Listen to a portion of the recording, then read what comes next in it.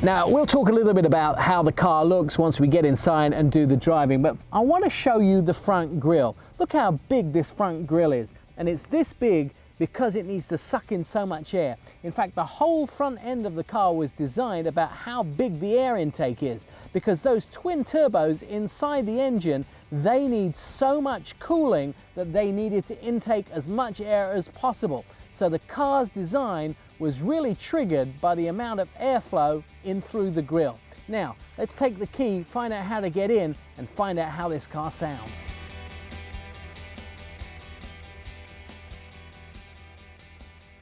Very standard Infiniti key, exactly what you'd expect from Infiniti, the same as lots of their other vehicles. Automatic start, button, lock, unlock, it has a trunk opener and of course a panic alarm. Now, this is very sensitive. Once I get my finger near the button here on the car, it automatically unlocks and I can open the door. I had to do it twice. Sometimes it's not as sensitive as I say it is.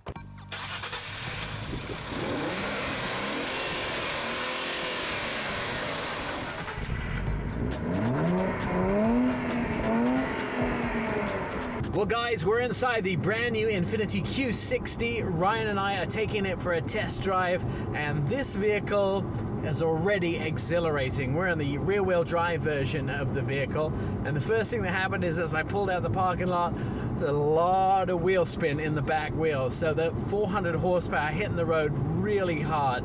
This vehicle is not so much about the mechanicals, it's not so much about the frame torsion and the design and all those portions, it's about how it makes you feel.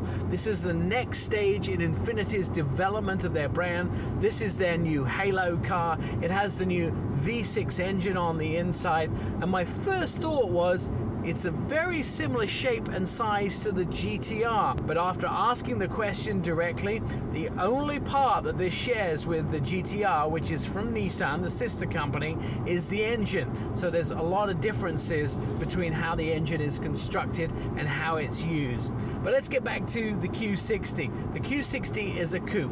Only 5% of vehicles in the luxury market's a coupe. So when you have a coupe, it's actually something really special. This is the next stage in Infiniti development.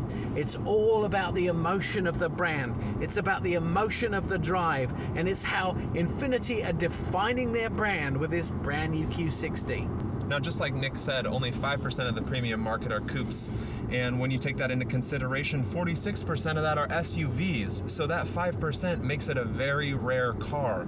If you actually stop and think about what the coupe is made for, this isn't made for families. This is made to make your heart beat faster. This is made for adrenaline people. This is made to have fun. Now, the Q60 is the centerpiece of the brand. It's the purest expression of what the brand has to offer. And in my opinion, coupes are the only car that anyone should drive. So let's talk about how coupes evolved for Infiniti. 2002 was the G35. That was born, but they were using an engine from 1995.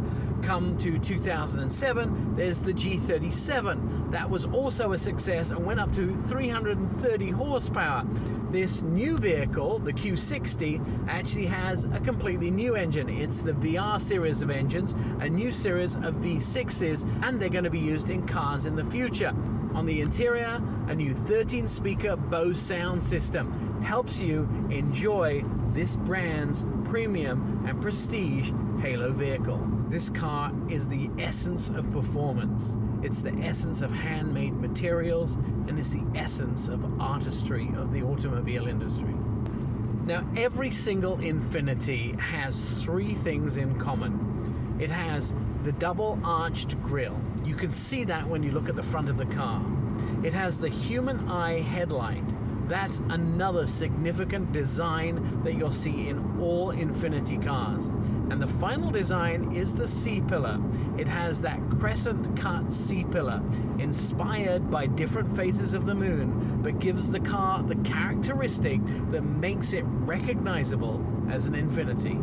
Now, do you remember the Q80 concept car? Well, this Q60 was born out of the inspiration of that Q80. There are some things that are interesting about the car that immediately give depth to the perception of the design. One of them is that double-arched grille. It really shows a bridge over a water impression. and that gives you the feeling that the car had thought, it had purpose, and it had artistry in the whole design of the vehicle. It also has direct digital suspension, which means this car is making adjustments to how you feel the road on a millisecond basis to try and give you the best driving experience. And now, unlike the Q50, we have 3 different choices of the Q60. We have the base model, which comes at 208 horsepower.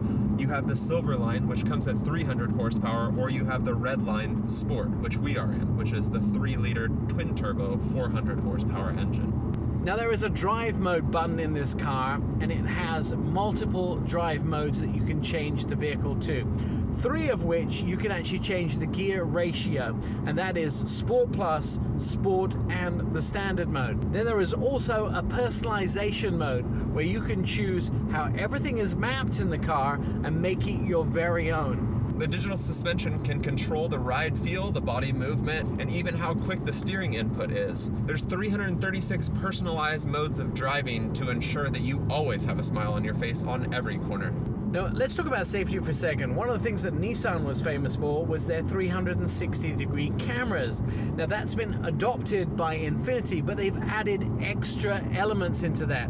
They're also adding radar into that, and that means that this vehicle has almost a surround shield around the vehicle. So what does that do? That gives you predictive collision forward warning. It doesn't just look at the vehicle ahead, the speed that you're going, and the closing distance, but it looks 2 vehicles ahead. So let's say the second vehicle ahead of you brakes suddenly, and that's going to cause the vehicle ahead of you to brake suddenly. Your car knows that's coming well before it happens and can prepare for that emergency way before you know it's going to happen. Now, Infiniti has something called trace control, which uses the radar and cameras to correct you when you're drifting in and out of the lane when you are too fatigued. Quite a few creature comforts in this car that you don't get with a lot of other brands. Infiniti have an intuition key. Each key can be programmed to set the car up completely differently. So once you get into it, it'll adjust the climate, it'll adjust all of the things inside the car so they are exactly the way that your key wants them to be. And that means your husband, your wife, your partner can get into the car and have it the way they like it, and you can get into the car and have it the way you like it. Now, we've both driven this brand new Q60 from Infiniti, the Red Sport version, and let's talk a little bit about driving impressions. Really hugs the corners. The all-wheel drive version is interesting, but I much prefer the rear-wheel drive version. You can really get some spin out of those back wheels. It hugs the road very, very tightly. The downside of it is it's kind of hard to get used to the steering mechanism in this, and this being something that Infiniti have pioneered, their drive-by-wire. The Infiniti have put this in the Q50 as well. I find it a little slow on the corners, and it's strange to be so disconnected from the road. And once you get used to that, the car actually drives better than something that wouldn't have a drive-by-wire steering. But I'm finding it really hard to initially find ways to position the car in the road. If you make quick turns, your brain is a step ahead of where the car is. Overall, an amazing engine package, a really great suspension package. It's really tunable. The shifting patterns are absolutely perfect on this car. The car seems to anticipate every single move before I actually make it. And as a driving machine, it's totally spirited, and I feel like this is something I would have no problem putting in my garage. Now, although the drive-by-wire is slightly hard to get used to, about 10 minutes, 15 minutes of driving it, I started getting used to it. Although I am apprehensive about the whole drive-by-wire system because I like to be one with the road. I like to know exactly when I'm going into the corner and force it into the corner. It's just a little bit of getting used to. You have to turn a little early. You have to come out of it a little late. I mean, it's a learning curve. It's definitely a learning curve. Wax on, wax off. Ryan likes to be one with the road.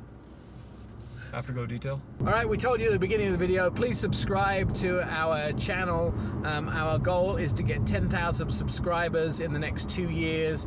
You're really making this happen for us. We've got some amazing support from people out there. I want to thank you for being part of the Test Miles community, and this is a new venture for us. We've always done broadcast television, where you can see us on Fox Sports and a bunch of Fox morning shows, some CBS morning shows, but this is something exciting for us, and it's new, and it only happens because you support us. So please subscribe, hit that subscribe button at the bottom, and if you don't, Ryan will come to your house and leave marks on the bottom of your stairs.